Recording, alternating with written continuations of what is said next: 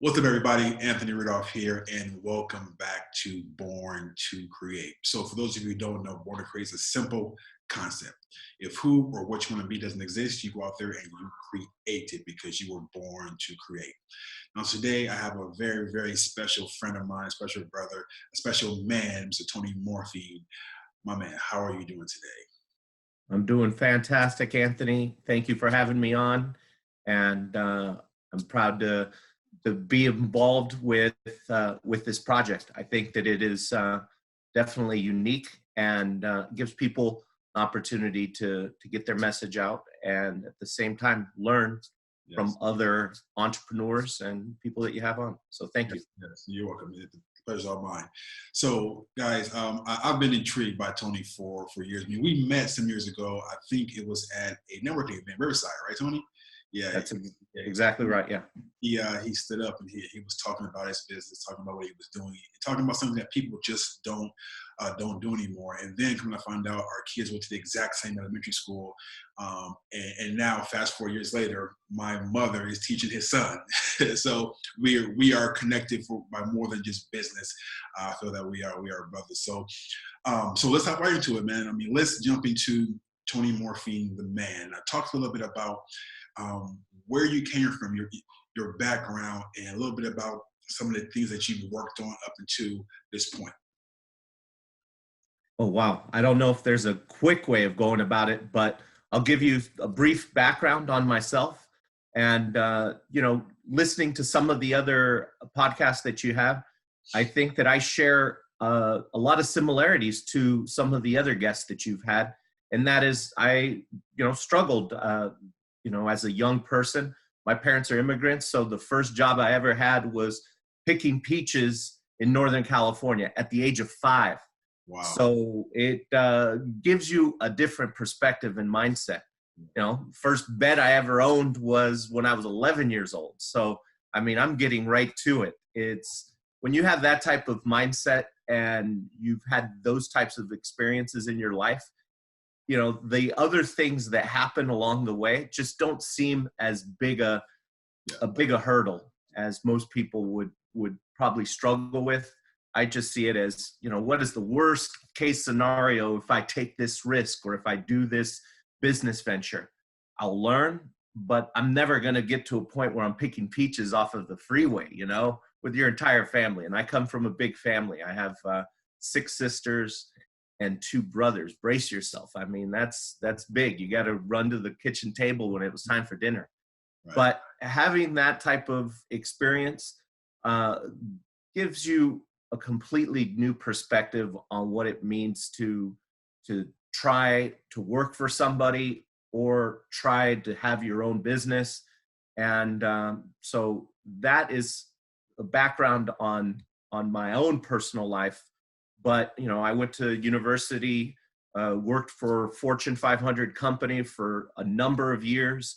And so I've had that type of training, and it's really put me in a position where having very little business experience to a point where having a corporate training background gives you the confidence to say, well, listen, I've worked with really big companies and a lot of sharp people, and what they're doing is not rocket science. It's essentially organizing people and having a vision for that team and going out into the world and making it happen. And once you have that formula down, you get confidence in yourself that, okay, I know how they've been able to do it. Now I have a business or an idea, and I feel that I could go out and do it for myself. And so for the past 15 years, I've been an entrepreneur. My wife and I have a mortgage business, and so we've been running that business. But I'm also really into the online marketing space, and seeing all of the changes that are taking place there. I feel that we're in an area, in a place where there's a mini gold rush for our attention. And I'm just trying to capitalize on the knowledge that I've gained over the past 20 plus years in business. So a lot to take in, but that's really where we can start. Let's stop there and back up. So I want to dive into really where where you came from as far as picking peaches at the age of 5 years old, right? So that's something that you just don't see in this day and age, you know, because of, I guess, of the technology and really how spoiled our society is, right? So how did you come to a point where you were picking peaches at 5 years old, and then what had to change in your mind to say, you know what, I'm not going back to this. This was my beginnings. It shaped me. It molded me to who I am now. But it took me from being the man, the boy I was, to the man that I am. What was that mindset shift that helped you move from that to where you are now? The immigrant experience, right? So when my parents came here, they didn't have much at all. And so, they had to work with their hands, and that's where their experience was. They were immigrants. And so, working in farms or with livestock, that was my father's kind of area of expertise. And so when they moved here, they didn't have any skill sets other than the fact that they were laborers. Yeah. And so back in this time, I guess it would have been around the 1980, they were looking to purchase their own first home. We actually had a home, and they said, hey, we're going to work our butts off and pay this off as quickly as possible. So they bought a home, and really in a short period of time, they paid it off, because they said, all right, we got to just hustle and make it happen. Right. So when you have that type of experience where labor and providing an actual service with your back is what is known in your family history, there isn't a legacy of, hey, this is how money works, this is how business works. It was, hey, we're capable of providing a service, whether it was picking peaches or picking olives or sweeping up. You do what you have to do. But it really set a foundation in my life that hard work is not something that you should fear. And I've been fortunate that I haven't had to do a lot of those types of jobs as an adult, but it's really humbling. And at the same time, it's the mindset of anything is possible. If you could be picking peaches when you're 5 years old, to be in front of hundreds of executives talking about marketing or talking about their business, it's really a journey. It's a journey. It's really for me, it's like work ethic, right? I mean, even though you're not picking peaches, your parents taught you the work ethic, right? It's like no matter what you do, you do it the best of your ability, and you work hard and you get it done, right? And that's what I see in you a lot, is your work ethic. I'll share with you another quick story. So that took place when I was 5, but my father was in the dairy business. So in northern San Diego County, he had a job at this really probably one of the largest dairies in California. And in this dairy, they had a dormitory for some of their workers. So we lived on premises in a house on this premise, but they had a dormitory with maybe about 25 to 30. I would say they were mostly undocumented guys that lived there on premises. So one of the days I was just walking around, and a guy approached me and said, hey, we really don't want to leave this ranch because of the fear of them getting picked up by maybe Border Patrol or something like that. But would your mom purchase some Budweiser for us at the local grocery store? And I was 9 years old, and I said, well, let me ask her. So I went and I approached my mom, and she's like, well, why are we going to just purchase some beer for them? And there's no, payoff. Yeah. I'm like, well, how much is the beer? And she goes, maybe $5. I'm like, well, why don't we charge them 10 or 12 bucks? And she said, yeah, well, we could do that. You could make a little extra money.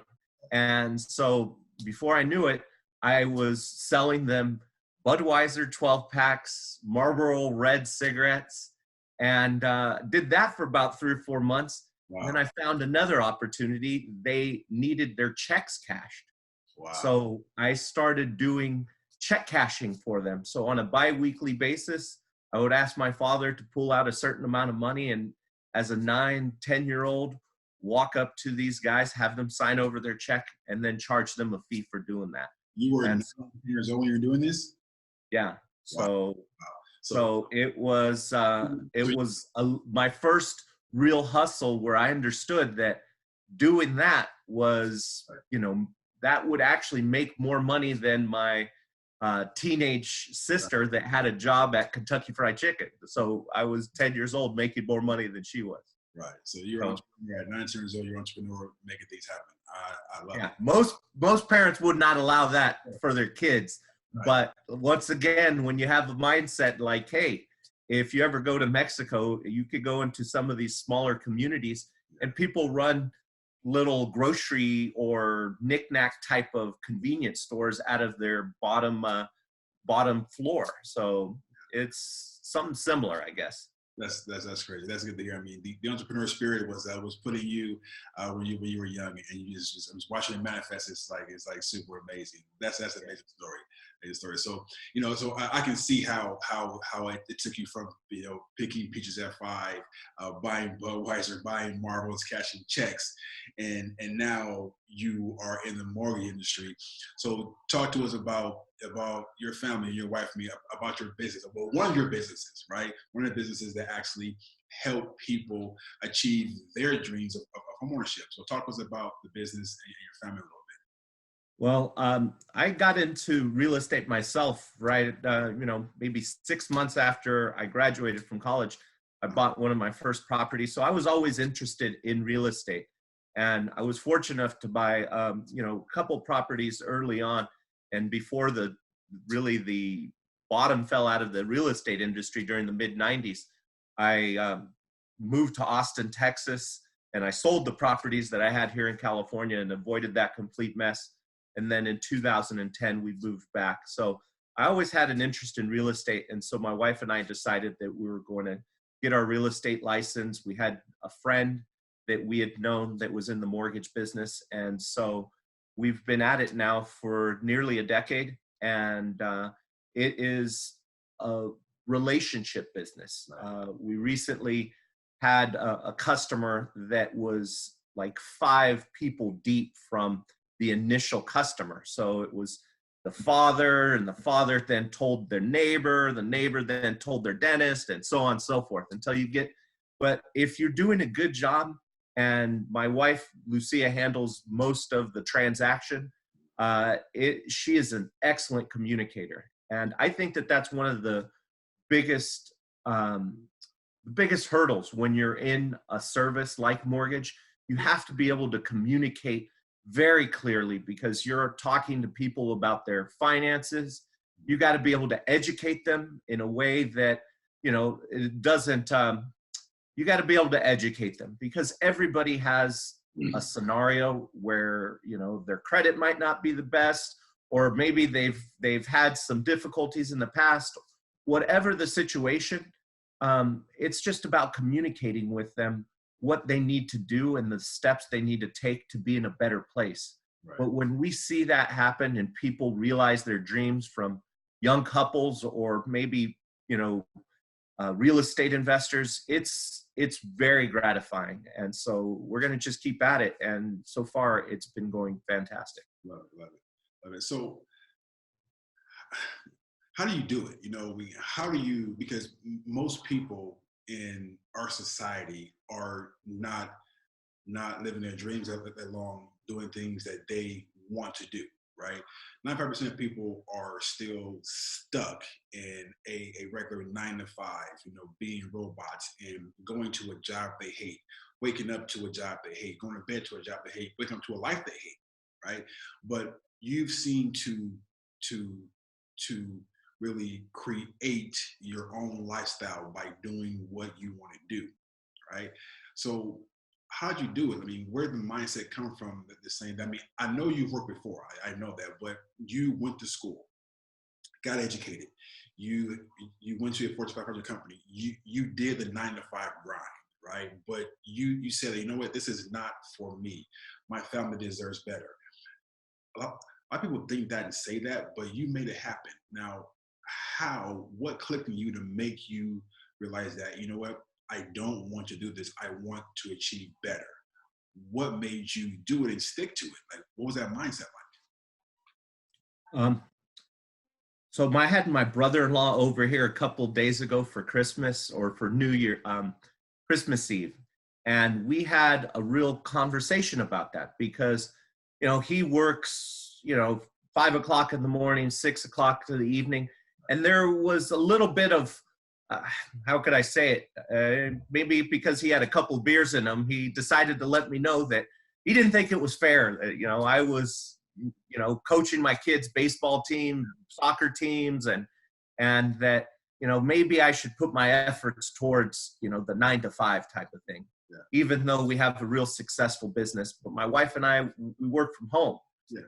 And I think when you also have a spouse that is an entrepreneur at heart, like my wife, we just communicate what our goals are. Our goals are to have this type of income. Our goals are to take a family vacation every year. And then we put the plan in place to make that happen. And that's really difficult for couples to do, is that it's hard sometimes to have a discussion about finances. Yeah. It's hard sometimes to say, you know, we have to reach this goal. How do we do it together? But when you're doing it as a team, and then things become easier. Yeah. You know, earlier we're having breakfast and she's like, oh, I've got this lead coming from this person. We need to reach out to these. So it's a constant discussion that doesn't happen normally through the 9 to 5 where we shut it off. We talk about it at any given time about what we're supposed to be doing. So when we have these types of discussions and you're on the same page about it, then you could create business opportunities while other people are, you know, clocking in and clocking out, and that's it. It's about creating opportunities where people that aren't accustomed to being in a sales type of organization, when you work and your job is to go and, you know, create or make a certain amount of widgets or provide a service, you don't see sales coming in and out. But when you're running your own business and you go, hey, if we get this loan or we close this, it's going to be X amount of dollars. And you're constantly talking as a creator of opportunities as opposed to somebody that is just waiting for the next paycheck. Yeah. But I understand my brother-in-law's perspective because, you know, when you work that hard, part of it is that, you know, there is maybe a little bit of animosity, but he doesn't mean it in a bad way. But what he doesn't know is what it's holding him back. And the way that he communicates with my sister is holding him back. You have to be on the same page. And both of them, if they were given the tools and the desire to change their current circumstance, they can do it. But it requires them to then, once again, we use this term a lot, is change their mindset and be willing to take the steps. But people are fearful because they're accustomed to that, you know, biweekly, monthly paycheck or whatever they're getting. That's guaranteed. There's no guarantee in my life other than the fact that if it's not working, I got to think about that problem in a new way and then find the solution. And once again, when you're picking peaches at 5 years old, the downside is minimal. The upside can be anything that you want it to be. I mean, even that 9 to 5 weekly, bi-weekly, monthly check, that's not even guaranteed because you can be axed at any time. And I tell people often, it's like, I mean, you walk into Stater Brothers, you walk into the bank, you walk into any of these stores, you walk into McDonald's, and you see that they now have kiosks, right? Now, these businesses are replacing humans. And I think we talked about this a few weeks ago, is that we're being replaced, right? So it's time for us to step up and start doing things for ourselves and for our family, for our legacy that will make us irreplaceable. And that starts with getting the fear of taking that leap out of your mind, because it's all fear, right? We're all fearing things that's not even a reality, right? We're creating that. So yeah, even that paycheck is not guaranteed, because it could be gone at any day. And if you don't have a savings, if you don't have a nest egg, then you're pretty much asked out, right? So now let's go into Uplift 22, right? Because that's a huge. I mean, we sat down and we talked about that concept. So I want you to share the concept of that, and then how that's growing to be a very, very, very important thing in our society. Like I said earlier, when I worked in corporate America, I saw a company that had deep pockets be able to pull a lot of different levers in order to grow their business. And now they were B2B primarily, but the types of marketing that they did, they spent millions and millions of dollars. They were, they'd sponsor NASCAR and, do giveaways to their prospects and all kinds of products or marketing products that were very expensive, that were out of reach for the normal business person. But what I learned from them also was that when you have X amount of dollars to spend marketing, you could get creative. Right. And they did some creative things that really planted some seeds in my own mind, and saying on a smaller scale, people can start to get creative. And so when I lived in Austin, Texas, I started a video production SEO business, and that gave me an understanding of what small and medium-sized businesses face in marketing and growing their business. So that was the foundation that I had, and I did that for 3.5, 4 years almost. So real quick, so just so we understand what we're talking about. So you went from picking peaches to selling, to buying beer, cigarettes, check cashing, corporate America, video production, right? Okay, so I just want you guys to see that this man is a true entrepreneur, right? It's like nothing from age of 5, nothing that stopped him, and he's still going. But I just want to just make that quick point. But go ahead. Oh, I'm sorry. I wasn't the best videographer, but we lived in Austin, and so Austin was full of artists, and also had University of Texas Film School. And so I recruited young and hungry filmmakers that I'm still friends with today, that went out to the community, shot these, short, engaging 2 to 3 minute videos for businesses. And I scaled this business throughout Central Texas, San Antonio, and Dallas, and had hundreds of subscribing businesses that we would host their videos, and also incorporate search engine optimization, SEO, to help them get higher Google and Yahoo rankings at the time. And so really learned a ton about really smaller business marketing, some medium to larger businesses, but the mom and pop business I was almost like the Oprah Winfrey, where I would sit there and have a discussion with them about their hurdles and their business. And I learned a ton. And once again, without having that experience, I wouldn't have been able to do what I'm doing right now, which is Uplift 22. Yeah. So Uplift, talk to us about it. So Uplift, actually, I skipped an entire startup that I had previously before Uplift too. I was waiting. I was waiting for that. It was called Freetissimo. So in 2015, I launched a startup called Freetissimo, and that business was about leverage at the base of it. And I think that business in general is about leverage. You could leverage knowledge, you could leverage technology. What I was trying to do is get businesses to leverage what they already do. So if you have pizzas, leverage 10 pizzas and offer 10 of them for free to the community. And in exchange, you're going to get people's attention for those free pizzas. And so for a 2-year period that I ran Freetissimo, we ended up giving out over 12,800 free items throughout our area of Southern California.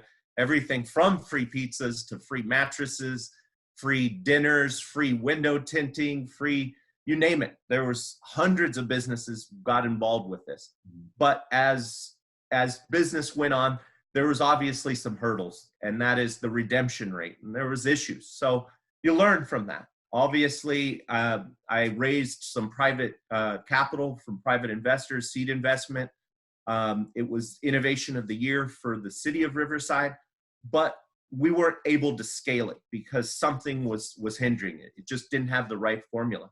So I shut it down in 2000, beginning of 2017, and said, all right, well, there's only so much runway and legs that you could put into a project, understanding that it's just all part of this journey and part of the experience. And one of my buddies had told me, hey, I want to expand my window and door business out in the Inland Empire. Come help me out for a while. And so for the past year and several months, that's what I was doing. I was helping him, trying to learn a new industry, but that wasn't where my passion was. Ultimately, I had this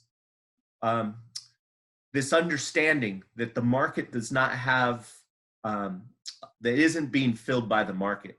And that's my new venture called Uplift 22. Okay.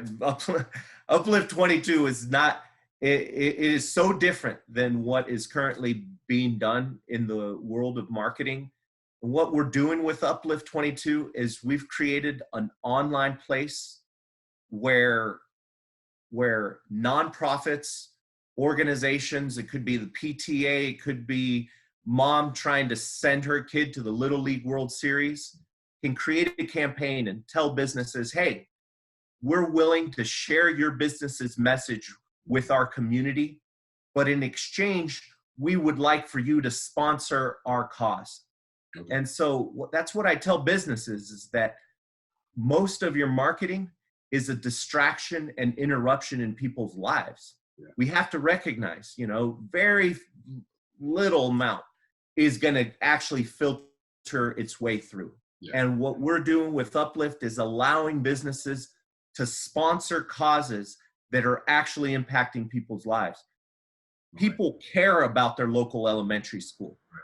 And they're willing to share their valuable attention with a sponsor of that elementary school if they're giving back. Mm-hmm. And that's what we're trying to do. We're connecting businesses that have a message that they want to share with the community, and we're connecting them with nonprofits, fundraising organizations, you name it. But those nonprofits have a community of supporters.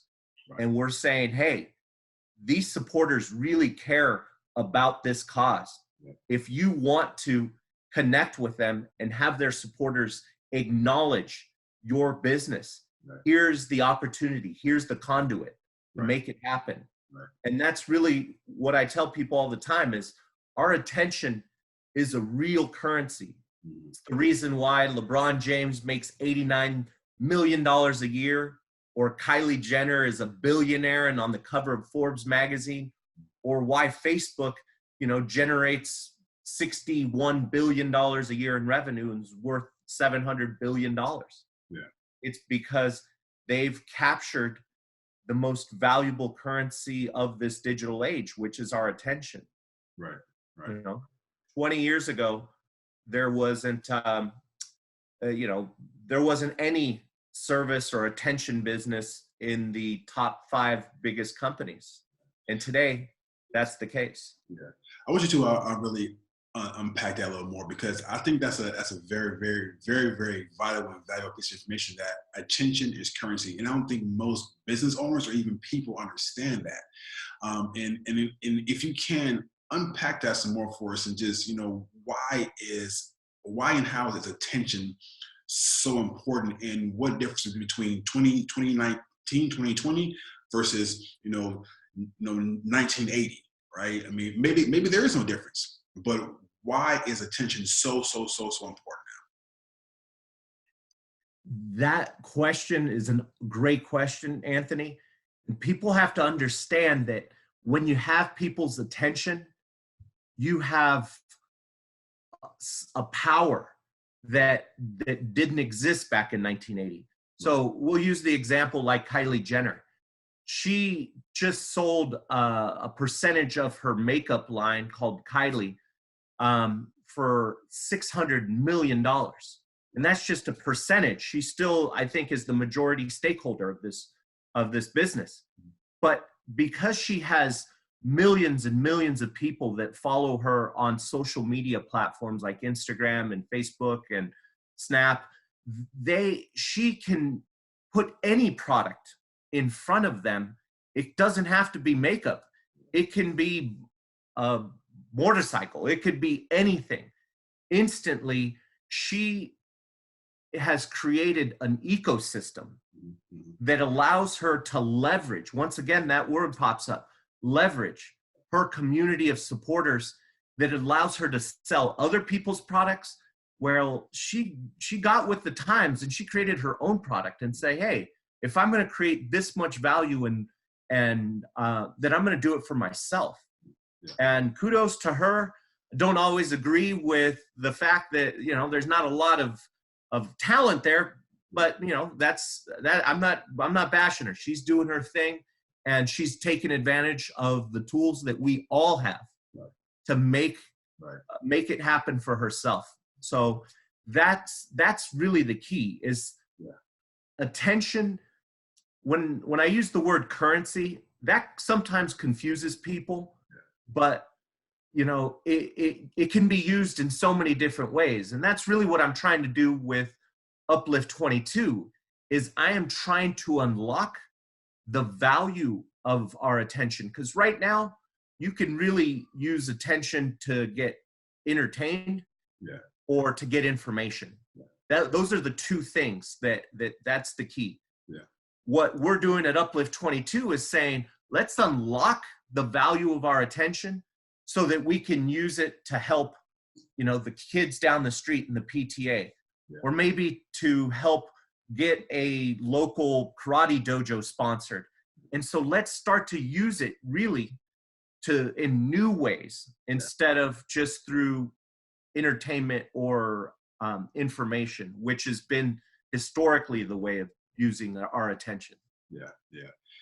That's amazing. I mean, you said something that really stood out when you said that, Kylie is using the tools that we all have. We all have the same tools that Kylie has, is that she's choosing to use hers to get attention and grow her business versus there are consumers and creators, right? So most people out there, they consume the content on social media, on Facebook and Instagram, but the smart people like you use it to create versus consume, and then that builds big businesses, right? That's what Kylie is doing. That's what everybody's doing, and that's where the attention becomes the currency that you're talking about, which is amazing. So, you've been through a number of businesses, right? Success, and you've had failures. You've been through both. Why do you keep going? I mean, what's the point of going from business to business to business and not having the success that you want? Because I believe success is what you believe for yourself, right? So what things that you've done have not been successful in your eyes, right? I mean, 12,000 giveaways, I mean, that's amazing, right? So why do you keep going? What's the point of you going from business to business and trying to do something? What's the point? What if the only business I'd ever learned was how to pick peaches? Right. I mean, we're here to get a little existential. We're here on this planet to create, really, and to be involved in our own personal journey. And I feel that it is not just the end of the day when you're signing a multi-million-dollar contract and somebody's acquiring your business. It's the journey to get there, right? Mm-hmm. It's like we don't listen to music so that we could hear the last note. Right. We listen to music because it takes us through a journey. It's up and it's down. And because I've had the time to really think about my own life experience, my own entrepreneurial journey, it has given me a perspective that this is part of the enjoyment of being an entrepreneur, is understanding that when I started my first startup in Austin, I had no experience in video production and all. Now I have at least a good solid foundation in that arena. Mm-hmm. When I started my second startup, I had never raised capital from private investors. And here I am less than 2 weeks into my new venture. And I've already had opportunities to raise much more money than I had from my first venture. So far? That's amazing. 2 weeks. Okay. Yeah. And that is because I have a track record, and also I have been down this road, and that's valuable to investors. Yeah. And the vision that I have is also, and the experience has also connected me with people that are providing new opportunities for me. Just last week, I was speaking with the CFO of Moreno Valley, their economic development manager, and they were coming to me for advice on how to increase engagement within the community. Yeah. And what they discovered, and what I discovered, is that what they're doing with all the financial resources that they have is less impactful than what I'm doing on the private side. Yeah. And I am really trying to do their job in what I'm doing with Uplift 22. And so we left it where we're now in discussions about how to collaborate to make this vision a complete reality. And it's fitting that your podcast is Born to Create, because the creation doesn't happen just with the inception of an idea. The creation happens with the connections that you make, the discussions that you have, with the new ideas and that other people bring to the table, and your own life experience. It's a constantly ever evolving process. Yeah, definitely. Yeah. I mean, and I can see how you're evolving. It's crazy that listen to you talk and listen to some of the things that you've done. You know, most people, their goal, the number one goal is to get business and make money, right? And with that being your primary goal, it rarely happens. But I can see that that's not your goal. And really, it's like your goal is to provide a value, right? And then when providing a value, money will come. But your first goal is to provide value out there and help the community, help people achieve their goals, right? So you are servicing other people who have causes, right? And you're connecting people. And reminds me of Bill Gates when he said that people who are crazy enough to think they can change the world usually do, right? And with all the respect, I think you're one of the crazy ones. is that your mind, your vision, your motivation for change is so massive, and it's going to reach other people. And what you're doing is totally life-changing and world-changing, because no one's doing that. No one that I know that is doing that who's thinking of others first, right? Your goal is others first, not the Morfins, but hey, what can I do to create a platform for other people to benefit from their business, to benefit from their causes, to benefit from what they want, and then I'll be the connector, right? To me, that's so amazing, and I personally applaud you, for having that mindset of not thinking of yourself first. We need more of that, right? We need more of that in our society.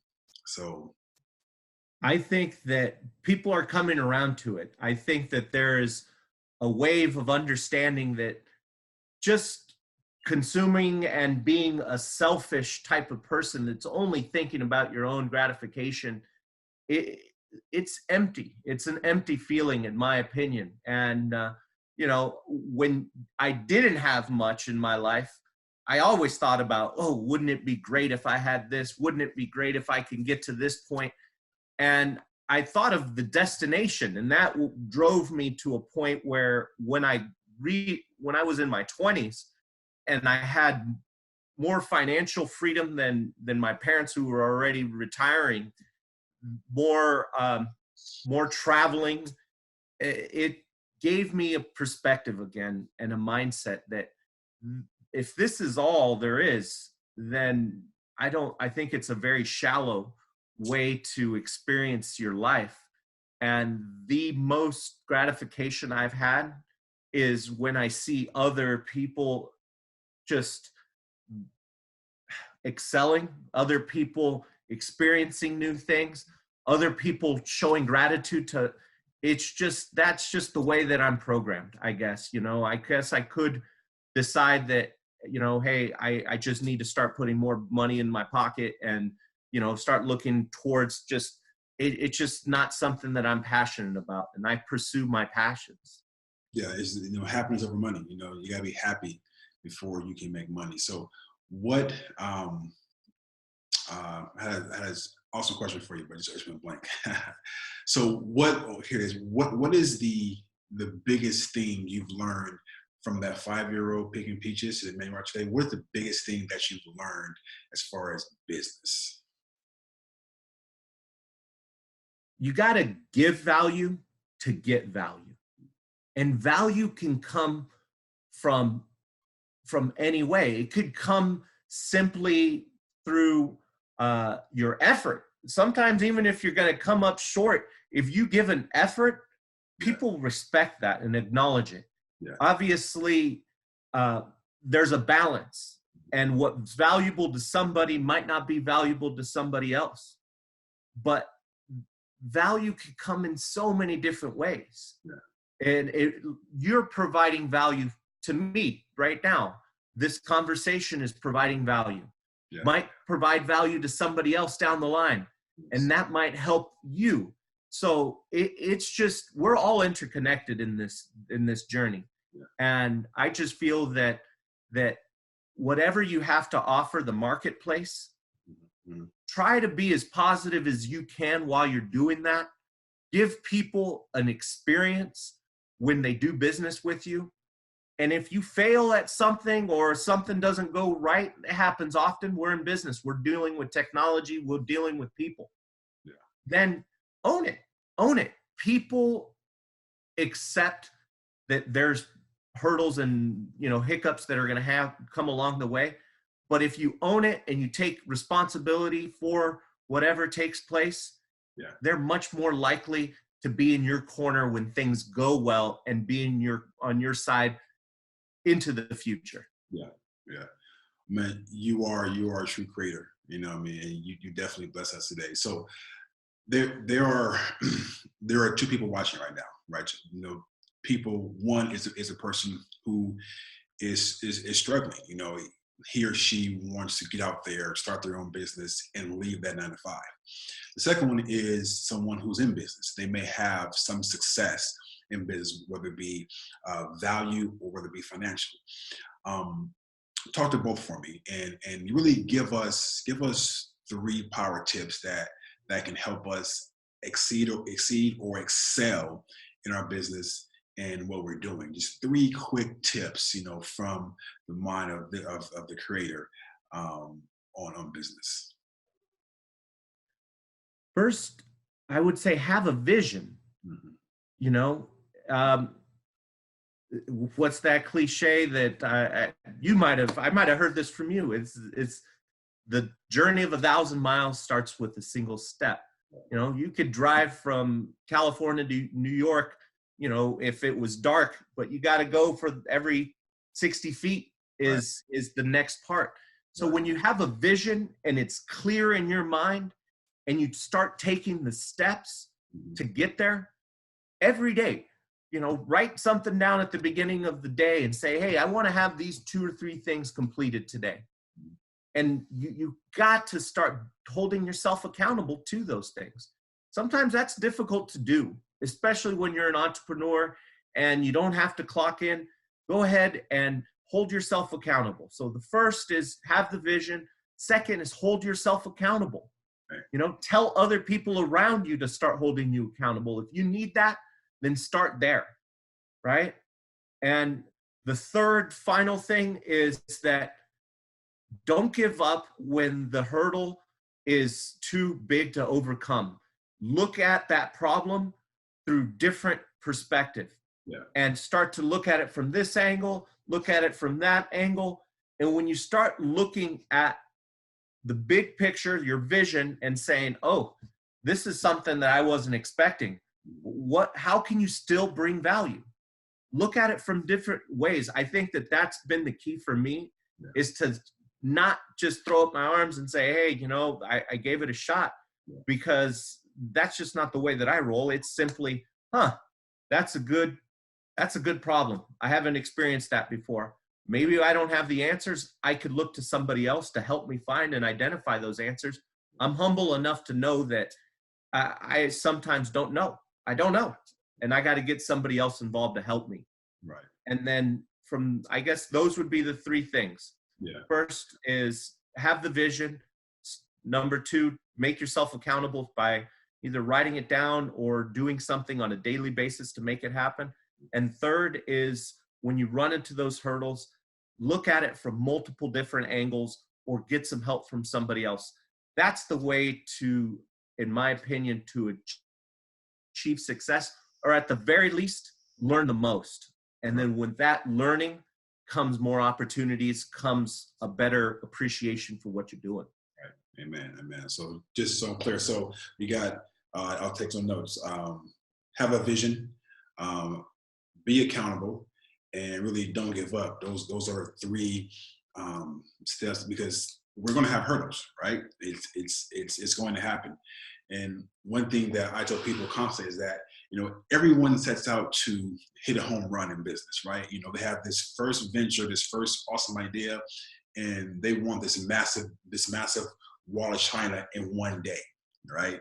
And it reminds me of a video I saw with Will Smith, and he talked about how his father had him and his brother build a brick wall over the summer. And they were saying, hey, you know, why can't we just do it all in one day? It's like, no, you lay one brick at a time, and eventually you have this massive, massive wall. And most people, they want it today. I mean, of course we all want it today, but, you know, we have to realize that it takes time to build. Awesome book called The Compound Effect with Darren Hardy. He talks about how we have to do the little small unsexy things every day in our business and life to build with a compound to build something massive, right? It's a compound effect. And most people don't want to do the unsexy things, right? They want to do the big things now. And it takes a while to build. It takes a while to build a big, massive wall that will stand the storms, right? You can build a flimsy hut, right? You can do that. But to build something that's going to withstand trials, tribulations, storms, it's going to take a while, right? That's a great analogy, Anthony, because getting your hands dirty, picking peaches, you know, selling cigarettes and beer, not glamorous. Right. But had I not had that type of experience and that hardship, then I am almost 100% confident I wouldn't be in the place that I am today. Yeah. And I still have a journey to continue to go. Yeah. It's not ending today. One thing that you're talking about is feeding your mind with positive affirmations. I heard that story from Will Smith. I don't even know. You brought it up, and I went to my mental Rolodex, and I've heard that story. And that book, I've heard of the book. I didn't know that story, but I've heard of that book. And for Christmas, you know, I was given books to read, and they were all about entrepreneurs and their journeys. And I constantly feed my mind understanding that other people have gone through a journey that is ended in failures, and some that have hit absolute home runs. But what seems to be the common thread with all of them is that they had to go through their own obstacles and hurdles. Right. And I feel that I'm just another person that is experiencing my own journey, but I'm aware of it. I'm conscious of it. I'm conscious that, hey, this call is part of my journey. Right. And so gratitude, that's another thing. You got to have gratitude for what you have today, because truly, if you live constantly with the glass is half empty, then when times do get tough, it's just going to be too big of a barrier and a hurdle for you to overcome. Yeah. You have to be optimistic about the future. Yeah, amen. Amen. Well, that's true. So, in closing, how do we find you? I mean, where are you right now? What platforms? You could find me by going to Uplift 22. You could find me by my social media handles, Tony Morfin, and you could email me at Tony@uplift22.com. Number of ways to find me out there. I'm here to help and to share my own life experiences. If somebody feels that I have brought value to them, I feel that the universe has a way of giving that karma back. So if you're helping somebody, it's going to find its way back to you. So absolutely, get in touch with me. And if I could help any way, then I'd be glad to do that. So uplift22.com is the site. So Tony, man, you are a true creator, my brother, and me. And thank you for blessing us with your knowledge today. So guys, you've heard it from the man directly, and this show is about creating. So whatever you want to do, go out there and create it. It starts with the mindset. It starts with you knowing that you deserve it, because we can all read books. We can all talk to people, listen to podcasts, but we have to know we deserve it and have to go out there and work for it. So thank you for watching Born to Create, and we hope you guys have an amazing day. Tony, anything in closing before we go? Be safe. Peace. All right, guys. Enjoy the rest of your holidays, and we'll talk to you soon. Have a good one. Bye. All right. See you guys.